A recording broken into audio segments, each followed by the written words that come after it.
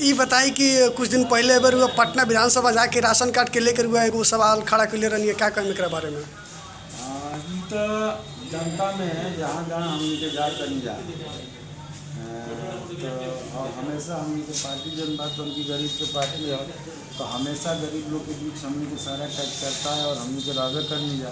तो यही में जनता के बीच से बात लगातार आवता कि हमनी के राशन कार्ड नहीं के बनाओ, हमनी के राशन नहीं के मिलो।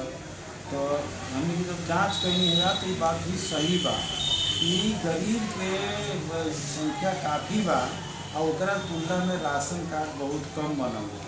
आ गरीब जब प्रखंड मुख्यालय पर जाता राशन कार्ड बनाओ खातिर फार्म को भरे RTPS काउंटर पर, तो वीडियो भगा दे रहा है, कहता है वीडियो द्वारा कि ना आप राशन कार्ड ना बनी।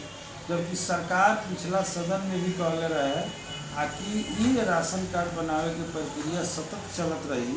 हमनी के जब मीटिंग होला सिवान में तो SDO के द्वारा भी कहल जाला कि सतत प्रक्रिया चली RTPS का काउंटर पर आप दे दीजिए, दिलवा दीजिए, हम लोग करवा देंगे। तो कहल जाला उन्हें से, लेकिन यहाँ जमीनी हकीकत बा कि RTPS काउंटर पर आवेदन लिहल नहीं खे जा, मारा पीटी के नौबत आ जाता।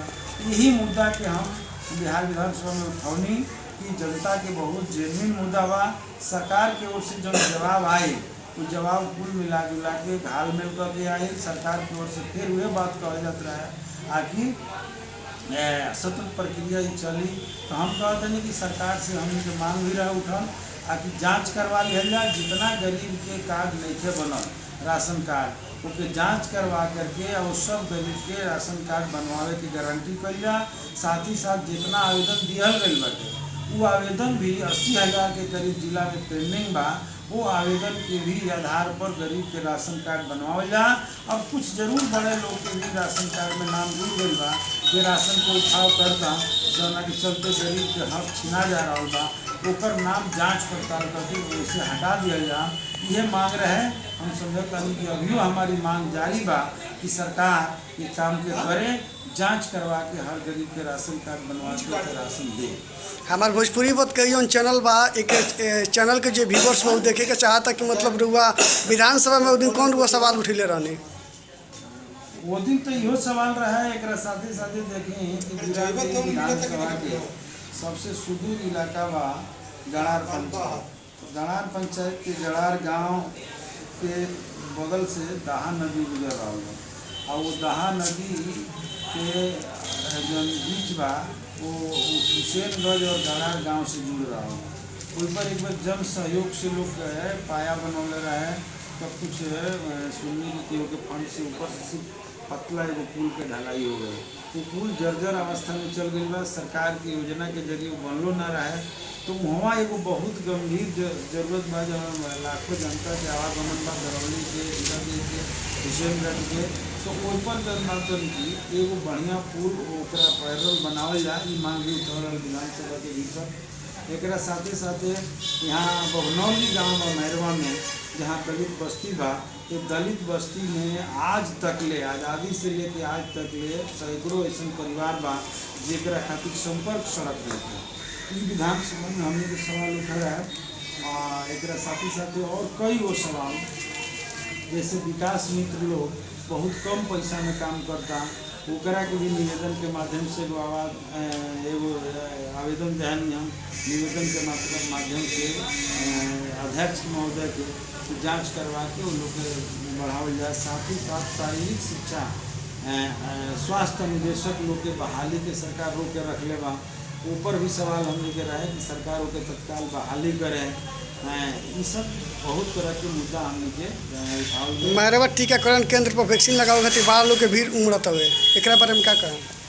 हमें नहीं के उमड़त, तो सब जगह नौतनों में, मैरो में, गिरोदई में, सिवानों में, पूरे बिहार में भीड़ के देखते हुए फिर भी मतलब जो भी मतलब सरकार या अस्पताल कर्मी है उन लोगों को दूसरा केंद्र चालू करना चाहिए, पंचायत स्तर पे या प्रखंड में अपने दूसरे किसी वार्ड में। तो इस तरह का कोई व्यवस्था नहीं है, सिर्फ एक सब जगह भारी भीड़ उमड़ता। पहले तो सरकार की ओर से उल्टा पुल्टा प्रचार रहा है कि गरीब लोग वैक्सीन ना ले काहे तो लहला से मर जाएंगे। तो अब वैसे कम से कम लोग के निजात मिले, जागरूकता पैदा होगा, लोग चाहता कि वैक्सीन ले जा, तब सरकारें नहीं के दे पाओ। तो सरकार के तो शुरू से ही कोरोना महामारी के लेकर के जनता के बेहतर से बेहतर स्वास्थ्य सुविधा दिया, इन पर हमेशा गंभीरता के अभाव रहा बा। भारत जैसन देश में जहाँ स्वास्थ्य व्यवस्था बिल्कुल ध्वस्त हो चुकल बा, हमने के उप स्वास्थ्य केंद्र से लेकर प्राथमिक स्वास्थ्य केंद्र और सदर अस्पताल तक जांच करनी है, जहाँ कहीं डॉक्टर नहीं खन, नर्स नहीं खन, बहुत कम मात्रा में डॉक्टर नर्स, वेंटिलेटर बात होकर चलावे वाला टेक्नीशियन नहीं खन, आईसीयू चलावे वाला टेक्नीशियन नहीं खन, आईसीयू बंद पड़ल बा। तो ये सारा स्थिति जहाँ भारत में बा, इनमें जौन बात की सरकार कहीं से भी गंभीर नहीं खे रहल। पहला लहर में भी और दूसरा लहर में तो हम देखनी है कि सरकार उल्टा प्रचार कर रही है कि भारत में कोरोना है कहाँ, कोरोना तो भगा दिले बनी हम ताली और थाली बजा के। हाँ, जौना के नतीजा भइल कि लाखों लोग के हमनी के अपना लोग के खोए के पड़ल, लाखों लोग तड़प तड़प के मुअल, कहीं ऑक्सीजन के अभाव में, कहीं बेड के अभाव में, कहीं डॉक्टर के अभाव में। आई सरकार इतना बेलज सरकार दिया, इतना बेशरम सरकार दिया कि स्वास्थ्य मंत्री दिल्ली भी या स्वास्थ्य मंत्री बिहार भी कहते रहे कि ऑक्सीजन के अभाव में मौतें नहीं के भली, तो सवाल उनके विधानों सभा में उठौनी जा आ कहनी जा कि ऐसा स्वास्थ्य मंत्री के तत्काल इस्तीफा देवे के चाहिए, आ नहीं तो सरकार के बर्खास्त करे के चाहिए। पूरा बिहार की जनता कहती है कि ऑक्सीजन के अभाव में मौत भई बाटे, लोग आँख से सरासर देख ले बा, हमने के खुद झेलने बनी जा लोग का ऑक्सीजन उपलब्ध ना होता रहे, लेकिन ये सरकार झूठ बोलती है। तो जौना सरकार के नियत ही जनता के सेवा करे के नहीं के, जनता के कोविड से बचाव के नहीं के, वो वैक्सीन कहाँ से दिवाई, जौना के नतीजा बात कि आज वैक्सीन जौन बात उनकी नहीं खे मिलत, मारा मारी लागल बा, वो मरवे के मामला नहीं खे। हमने के मांग बा कि जल्दी से जल्दी अब 1 से 1.5 महीना में सरकार हर आदमी के वैक्सीन दिलवा दे आ एकरा खातिर वार्ड स्तर पर कैंप लगावे। अगर सरकारी काम नहीं करब तो निश्चित बा कि हमने के पार्टी की ओर से आवाज़ उठ रहा बा, यह लड़ाई के हमने के और आगे बढ़ाया जा। स्वस्थ बिहार हमारा अधिकार मुहिम हमने के पार्टी की ओर से चलता, एक तहत वैक्सीन खातिर हर गरीब के और हर लोग जो कोविड के दौर में मरल बा ओकरा के मुआवजा खातिर, और साथ ही साथ 5 किलो अनाज के साथ साथ हर गरीब के, हर कार्डधारी के कम से कम 5,000 रुपया नगद, ताकि वो खाली अनाज ना खाला, अनाज के साथ में दाल, तेल, सब्जी, मरचा, मसाला और जलावन के जरूरत पड़ेला ओकरा के व्यवस्था कर सके। ये काल में जहाँ नौकरी बिल्कुल छीन गई बा, ओकरा जरिए कम से कम जीवन ओकर रक्षा हो सके, एकरा खातिर हमने के स्वस्थ बिहार हमारा अधिकार मुहिम। एक और लास्ट सवाल बा कि जौन बेरोजगारी के रुआ कहनी, बेरोजगारी पर क्या कम बिहार के बारे में? देखिए, सरकार से तो हमने के बहुत पहले से मांग बटले बा, लेकिन पिछला विधानसभा चुनाव में बेरोजगारी बिहार के सबसे बड़ा मुद्दा बन के सामने आई रहे। पूरा बिहार के नौजवान रोजगार के सवाल पर वोट देवे खातिर अपन मूड बना ले रहलन। आ यही समय में महागठबंधन की ओर से घोषणा भई रहे कि अगर सरकार महागठबंधन के बनी तो सबसे पहला कैबिनेट मीटिंग से 10 लाख लोग के नौकरी दियाई। तो सरकार जो अभी चल रहा है एनडीए के ओर से घोषणा हो गई कि हमने के 19 लाख रोजगार दे जाए, लेकिन ओकर सही खाता वो लोग ना बतावल। हमने के विधानसभा में पूछनी है कि भाई जब 19 लाख के वादा कैले रहनी तो दी, तो ये सरकार के ओर से हमने के देखा जा कि पिछला बजट में भी कोनो ठोस योजना ना बनल जौना के जरिए 19 लाख के लोग के रोजगार मिले। नया फैक्ट्री भी खोले के कोनो योजना नहीं के।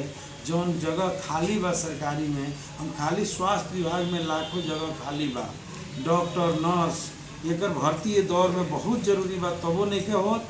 शिक्षा के क्षेत्र में बहुत जगह खाली बा, यही तरीका से हर क्षेत्र में खाली बा। तो इन पर कोनो सरकार के पहल नहीं थे, बल्कि सरकार के सोच बाटे कि कुछ लोन तोन दे करके आ लोग के रोजगार अपना से करे के दिया जाए। तो हम समझते नहीं कि सरकार एक तरह से झूठ बोल रहा दिया, जुमला के रूप में एकरा के ले दिया।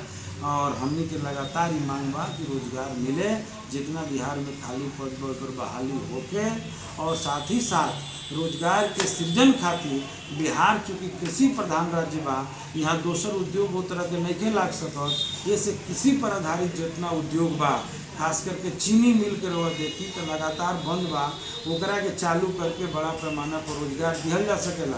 बिहार में आलू के सबसे बेसी खेती होला, यहाँ आम और लीची के सबसे बड़ा खेती के जगह बा, एकरा पर आधारित उद्योग खोल के फास्ट फूड तैयार हो सकता, एकरा के व्यवस्था हो सकता। कृषि के क्षेत्र में भी बहुत सारा रोजगार के अवसर बा जौना के चालू कइल जाए तो बहुत सारा लोग के मिली।